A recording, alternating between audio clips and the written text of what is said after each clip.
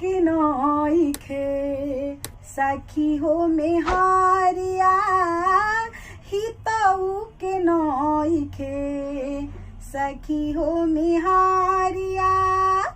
ऐसे फुआ के साली कहेला अपना दीदी के घरवाली कहेला।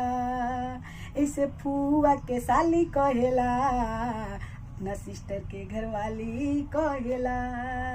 ओ मारती में मिटावे हिरिसिया।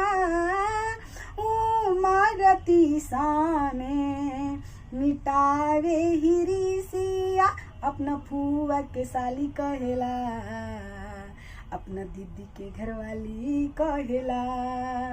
अपना फुआ के साली कहेला अपना सिस्टर के घरवाली कहेला। पटना में कैला से खूबे पढ़ाई तबो न मिले लुगाई हो।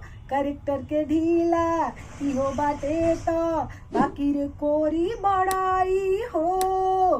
पटना में कैला से खूबे पढ़ाई तबो न मिले लुगाई हो। करेक्टर के ढीला बड़े ही हो तो बाकी रे कोरी बड़ाई हो। हम कहीं सखी एकर करानिया। हम कहीं सखी हितऊ के करानिया। चाची माई फुआ के कहेला धनिया। चाची माई फुआ के कहेला धनिया। घरी खाए के छाली कहेला अपना दीदी के घरवाली कहेला। घरे खाए के छाली कहेला अपना दीदी के घरवाली कहेला।